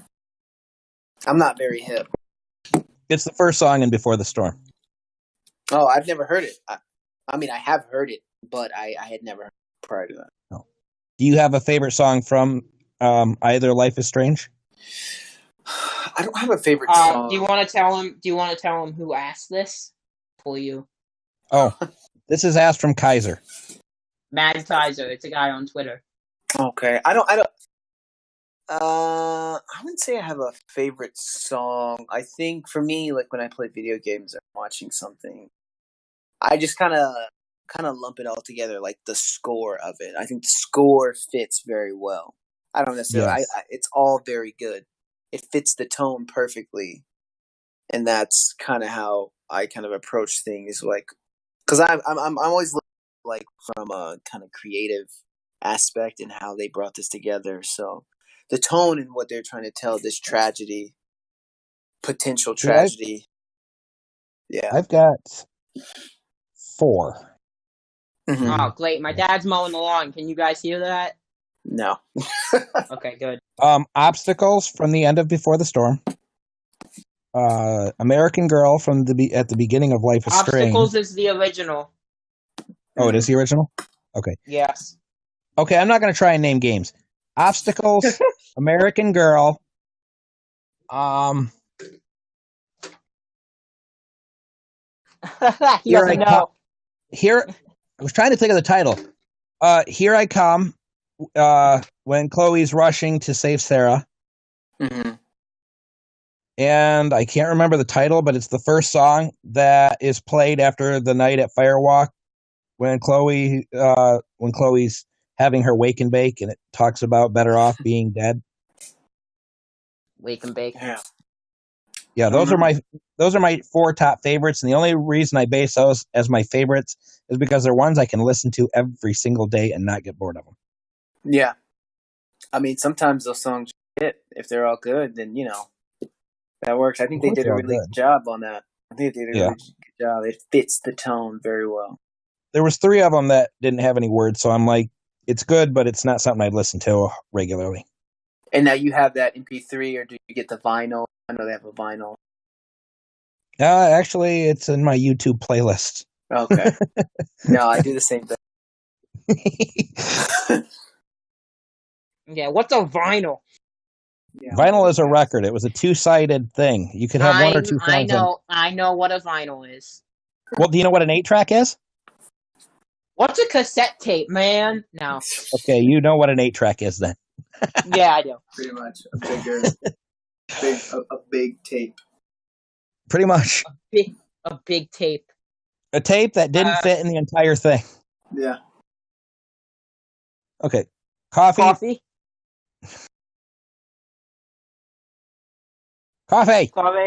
What kind of music do you like? There we go. I listen to a lot of, like, older R&B, like, not old R&B, but like 90s R&B, 90s hip hop, some old kind of funk, soul. Then I still listen to stuff my parents used to play, like Earth, Wind and Fire, Elton John. Who's your favorite singer? Singer? Oh, that's tough. Artist. See, we gotta break it up by genre. I don't, because genres, different things are. Okay, your top 5 artists. Oh, Jesus. In which genre? Any genre? That's tough. I think, like, I don't listen to a lot of new stuff just because I just don't get around to listening to a lot of new stuff. I like, let's see. I like J. Cole. I like. Oh, this is tough. Would it help if I went first? Because I'm thinking about genre. It's hard for me to, because it's I break things up into genre. See, I'm all over the place. Mine would be like Toby Keith, Katy Perry, Selena Gomez, AC/DC, a little bit of Garth Brooks. See, mine is like Lauryn Hill, J. Cole. I like. It's just so tough because I'm all over the place too. Like alternative rock. I like 1975. I like. Okay, Runaways, Joan Jett and the Blackhearts. Do you like Hannah Tell is the question. Do I like who? Do you like Hannah Hannah Tell? That's the real question. You gotta be a Life is Strange supporter of your own franchise now. Do Of you like Hannah course. Tell? Of course I do. What? That's my number one. Let me ask you this, because my mom had the cassette tape. Not a lot of people know about this. Fats Domino. Why does that sound so familiar?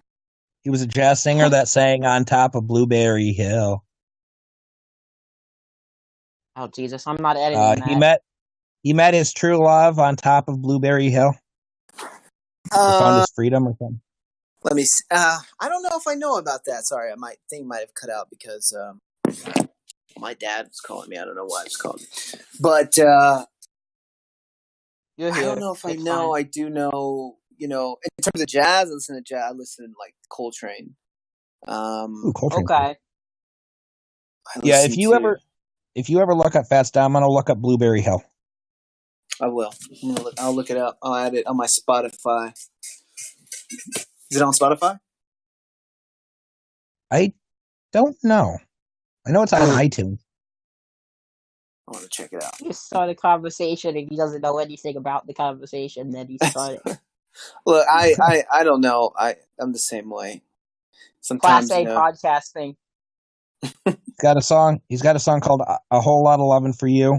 I found my freedom on Blueberry Hill, which is called Blueberry Hill. There's good 2 or 3 of them that I remember pretty well. I'm sure if I heard it, I recognize it. Right. Because it does sound familiar. So we have been talking for a while, so we have one more question, and you've already asked us 2, but do you have any questions for us? Us? That's not a thing. How are you guys feeling about the new Life is Strange?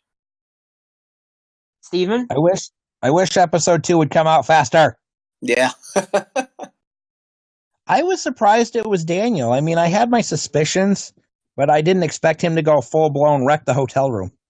I mean, I have no idea what is happening because I haven't played it yet. Oh.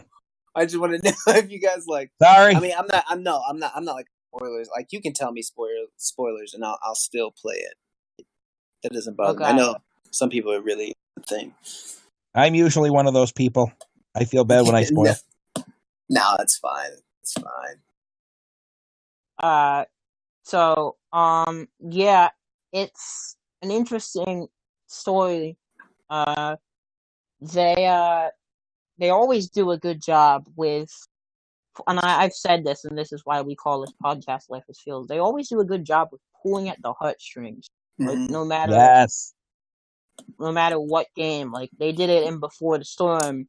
They did it in the original. They even did it in Captain Spirit. And they continue to do it now. And it's amazing that even though, like, what were you guys Deck 9 or you guys were done to it? You guys were Deck 9, right? Yes. The amount of emotion in Before the Storm is the same, or if not more, than the amount of emotion that Dontoid has in the original, and now Dontoid again is having the emotion in the second one. So at this point, Dontoid and Deck 9 should just become one company because it's confusing. No, but See, Dillon. I'm 35. I've been playing games for 30 years. Okay. The only spot that has ever made me cry.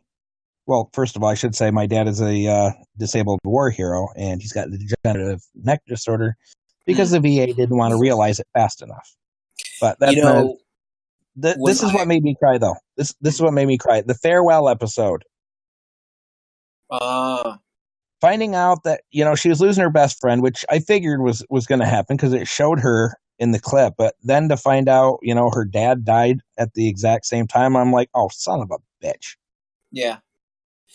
Yeah, that was, I think, for me, they really do a good job. And I think after the first Life is Strange, when Before the Storm was coming out, or when people got wind of this is what they were doing, everyone was kind of trying to figure out, well, what are they going to do? And when they announced that, it's going to have the rewind powers, everyone was kind of freaking out, like, well, what are you going to do with this game if you don't have those powers?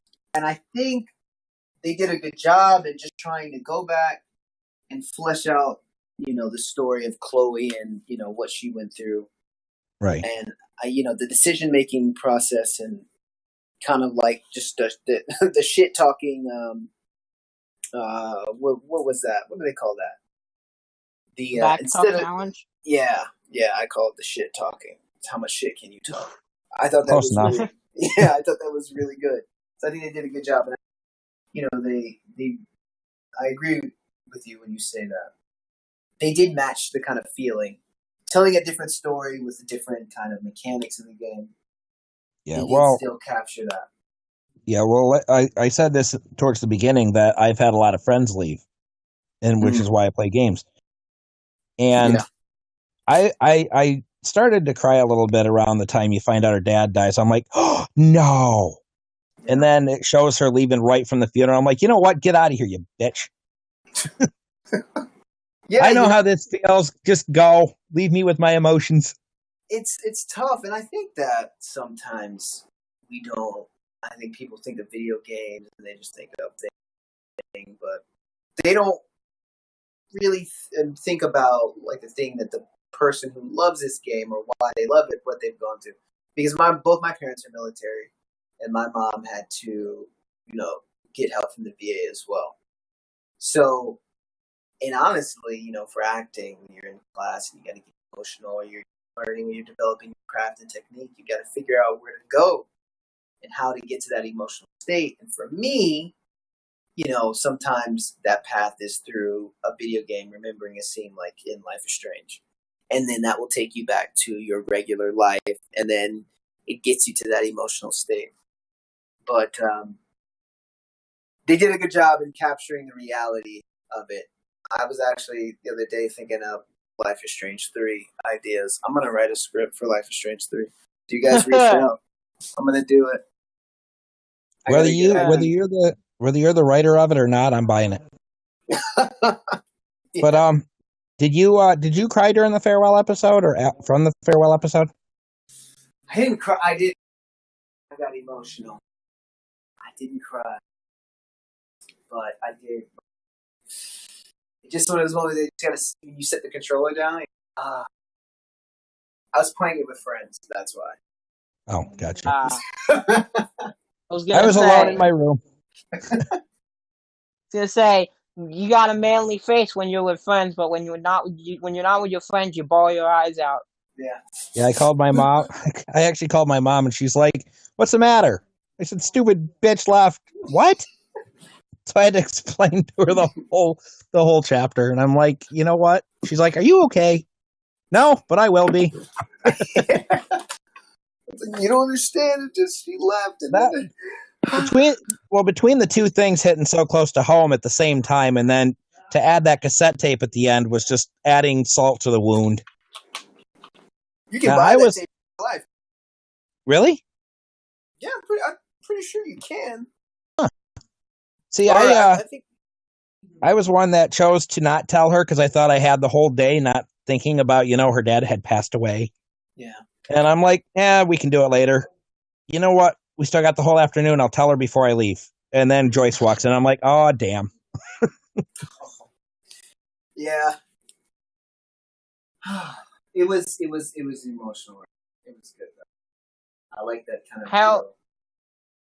of How important do you think it was? And again, you haven't met. Well, I don't know if you haven't met either, but how important do you think it was? And again, this is nothing against Rihanna. I love Rihanna. Rihanna is amazing. But how important do you think it was for the farewell episode for them to use Hannah Tell and Ashley Birch? Like, I mean, just like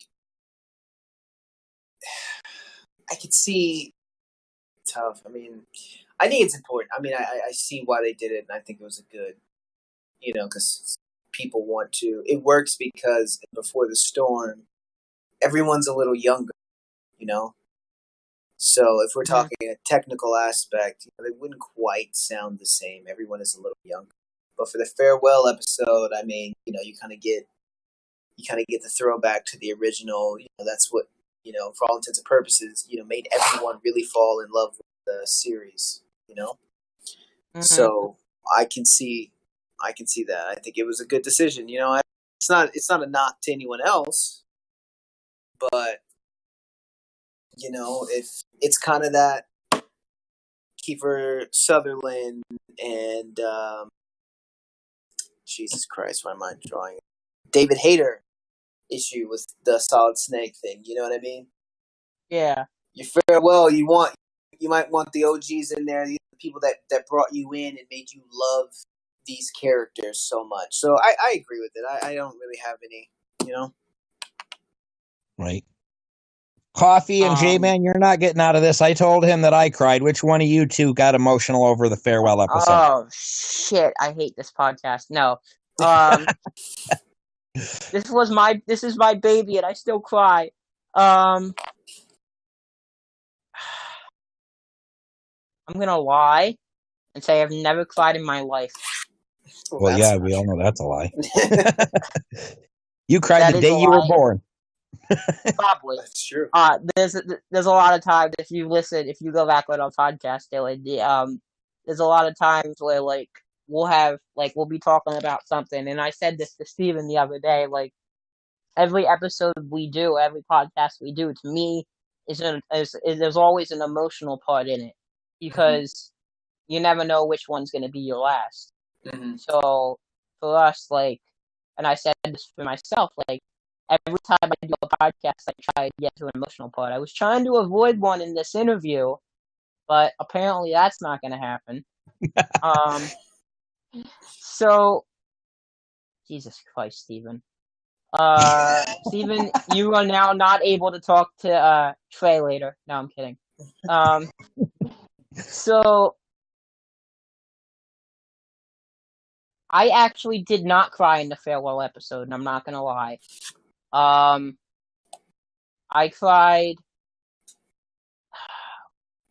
Let's see. Life is Strange wise. I have cried quite a lot. Not as much in Before the Storm because it was only 3 episodes, but I cried a lot in the original. I cried when Chloe first gets shot, and I didn't think there was a way to save her. I cry at this is no particular order. I cry at Nathan's car speech in the end. I cry with Bay or Bay. I cry when Kate's on the roof, and I've talked about why I cry doing that. I would say I cried during Mr. Jefferson, but I was more just like, what the fuck is going on? Let's see. I cry when they find Rachel Amber's body. I cry with all the scenes with William. And I think that's pretty much it. The only other thing I cried, and a lot of people don't understand this. I cried during the Tempest scene. And a lot of people ask me, well, why the fuck did you cry during that scene? Because to me, when they go off a script, it's like, oh man, there's real emotion here. I'm scared. I don't know what's going on. So, yeah, I cried during the Tempest scene. But besides that, I did not cry in Farewell. I cried in episode 3 quite a lot. I cried when I found out that Sarah was the mom. Yeah. Oh, that was a good one. Coffee or silence? Nothing. Coffee, answer the question. What's the question? Did you cry in the farewell episode?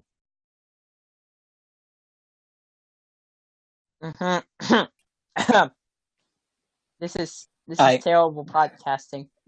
I didn't cry during the farewell episode. Did you cry in any of the game? No. I feel like an imposter admitting this. I think one of the scenes that really got me before the storm is that scene where you're with Rachel and you're looking out of the kind of viewfinder and she sees her dad with the woman in the park. Oh, that was a good one. Yeah, the woman in the park. I was just like, whoa, what the hell? Okay, she knows him somehow. I don't know if it's a family friend or dad or something, but something's going on. Yeah, I just knew. I was, oh, that's a dad. Dang, I don't know how I knew. Maybe it's because I read it.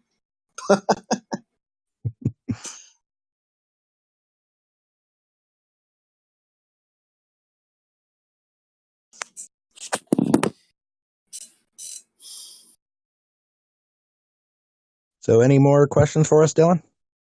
Sorry about that. My internet went shit. No, it's fine. I think that's it. I definitely need to get the recent get Life is Strange 2 and Captain Spirit and check that out. Gonna try and stretch him out for 8 more minutes. We would have been at 2 hours, man. Dang, that's a long time. Yeah. I was gonna say we usually ask if people don't ask us this. I know when we did Tony, we usually ask people us like, I know when we were talking, you were like, well, what is this podcast? And usually once we what? Hello? Hello? Someone must have cut out a little bit. Okay. Yeah. People usually ask us like, what gave you the idea for this and stuff like that. So we weren't sure if you wanted to. Well, yeah, I mean, you guys, how long have you guys been doing this podcast? Seems like you guys have been really been invested since game one. What brought you guys together, all of you, to do this podcast? So a couple things brought us together. One, because I couldn't find anyone else. No.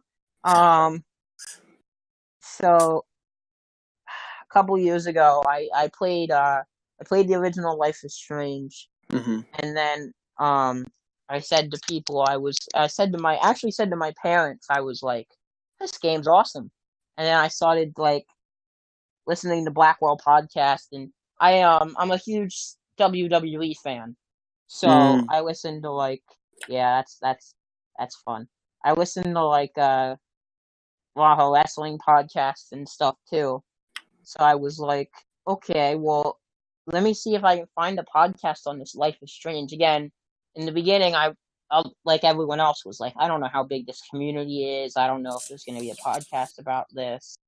So I went and I found Blackwell Podcast, and I kind of got like inspired and was like, okay, this is something amazing. This is absolutely ridiculous, you know.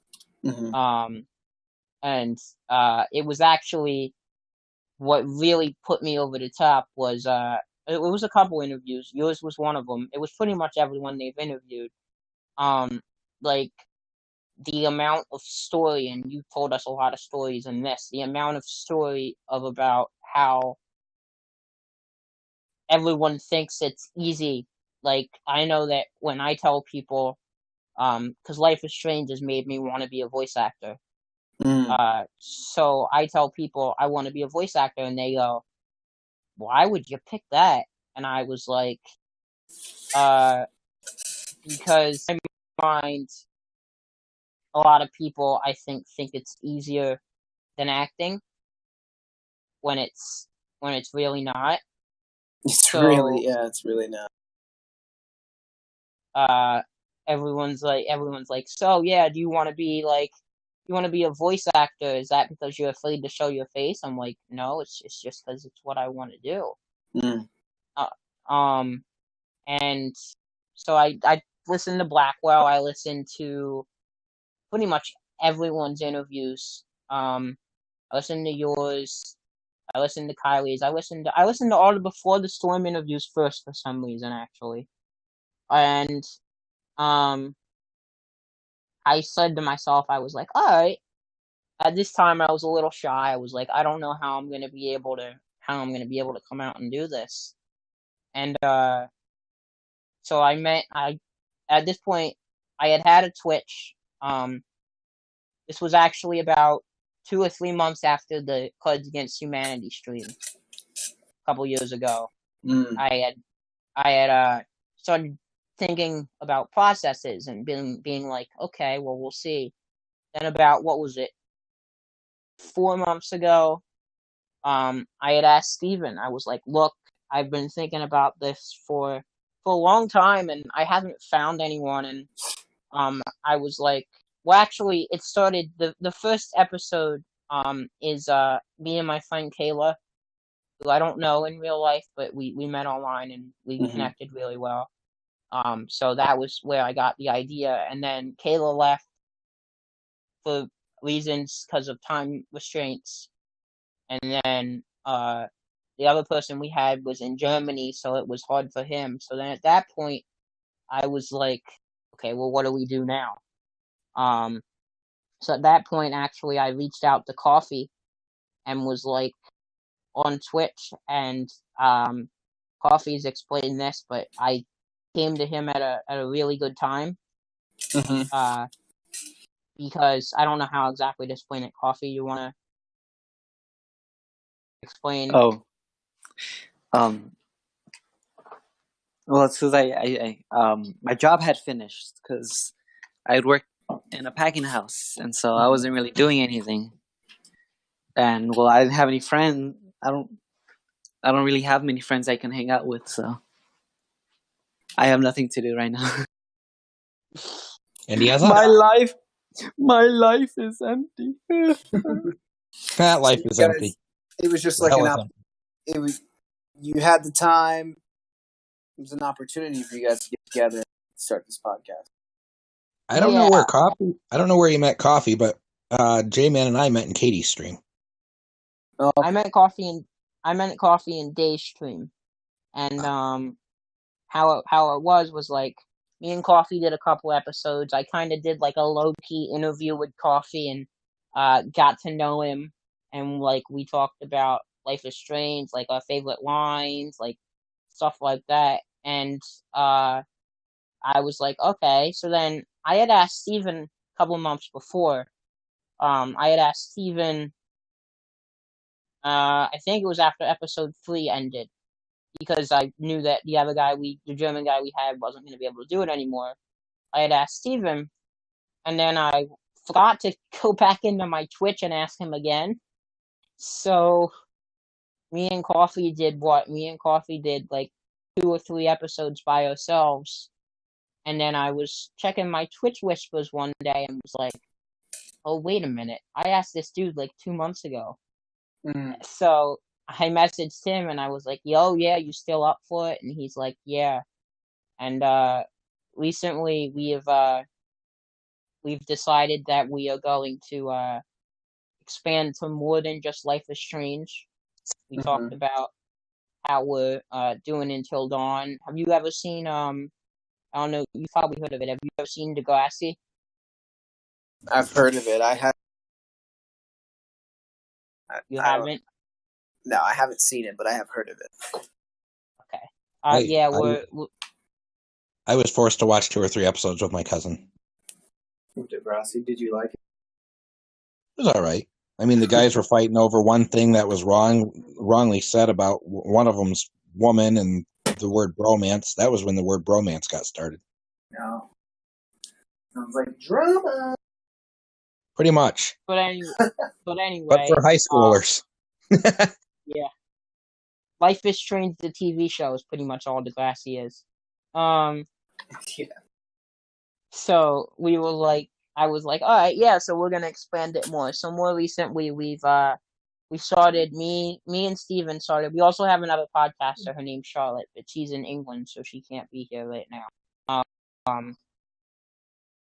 But I said to Steven, I was like, okay, well, do we want to expand more? And he's like, yeah, we'll expand more. So we're gonna, after we finish Until Dawn, we decided that we're just gonna start doing like random orders, and whenever we feel like talking about something, we're gonna talk about something.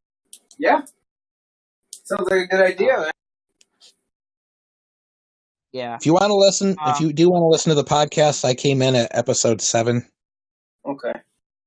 That's the only one he promotes. So where can I find this podcast? Do I just Google it? We will. We'll get to that. We promote everything before we head off. Thank you so much. I just wrong asked that answer because I wanted 2 hours, so we're now at 2 hours and 1 minute. So I'm good. So on that note, any other questions you have for us? I think that's it, guys. Thank you for having me. No problem. Where can people reach out to you? You can reach me on Twitter at Dillon Winfrey. I think that's right. It's just at Dillon Winfrey. Or on Instagram at Dillon_Winfrey. Or you can just Google me, spam me, or, J-Man knows that. He spammed me. Or his okay. I can believe that. I'm not very good at getting better at getting back on my social media. Yeah, just reach out, say hi, talk shit to me. Make fun of me. It's all good. Call him an asshole. Yeah. No. Then I'll respond. Then he'll respond. He'll respond when you call him an asshole. Yeah, that was the thing. I was like, when I found out my brother had my phone, I was like, well, I really, really hope he doesn't call him an asshole, because then this is not gonna go well. No, I was kind of scared. I've been there. I figured you've been there, but I wasn't Dylan, sure. Hey, Dylan, I want to say one thing. Yeah. If you're playing a D&D and you need 10 points to charisma, just punch them in the dick. Right in the dick. Do I need to roll for that? How much do I need to hit? Oh man, I don't know. How much do you need to hit? That's a good question. Go ask Liana. I think as long as you don't power. roll 1, you're fine. Yeah. Maximum power. Roll 10. Strong punch to the maximum. Oh man. Okay. Well, since he asked, I guess we really don't have a choice now. But Steven, where can you find us on YouTube? At Life is Feels podcast. You cut out. Say it again. Life is Feels podcast. Coffee, where can you email us? At lifeisfeels@gmail.com. lifeisfeelspodcast@gmail.com. Right. You guys have done this like 20 times. And every time I'm just as lost. Hey, at least he didn't say Yahoo. Oh yeah, that did happen once. Coffee, where can people follow you on Twitter? At CoffeeMuggy8. Steven, where can people follow you on Twitter? Steven ULCH13. You can follow. I'm not gonna say it, but you can follow Kayla, who did the second episode with us. Second episode with me. And I said this to everyone. I still just promote her because we're friends. That's the only reason I really promote her. But you can follow her on Twitter at KLM. Wait, what? Oh, KLM08. If that's not her Twitter, I'm sorry. You can follow our other podcasting partner, Charlotte, at. I'm not saying it this time. I said it last time. Steven. It's like this long ass intro, and I don't remember how I'm supposed to say it. at A7XPTRSN. I don't know why she just doesn't make her Twitter name Charlotte. Yeah, Whatever. she might want to change that one. That's a little long. Right? That's what we say to her. You can follow me or our official, I guess, official Twitter at JMan Powerhouse. That's a long ass story to explain where I got all that name from. You can follow our, as my phone messes up. I'm really sorry. You can follow our new music partner Riley Hawk at hawkmusic.com. You can remember Hawk is with an E. You can follow her on Twitter at Hawk Music, YouTube Riley Hawk Music, SoundCloud search Riley Hawk. You can oh wait, no, you can't do anything else. You can we're just gonna say thank you, Riley, for letting us use your new song Blinded for this interview and for Trey's interview, although we'll say it again in Trey's interview. I Thank think you. that's it. So All right. for J-Man Powerhouse. Coffee. And Steven Jackson 13. Dylan, thanks for hanging out. Thank you for having me. And remember, folks, life is feels. We'll see you next time. Thanks.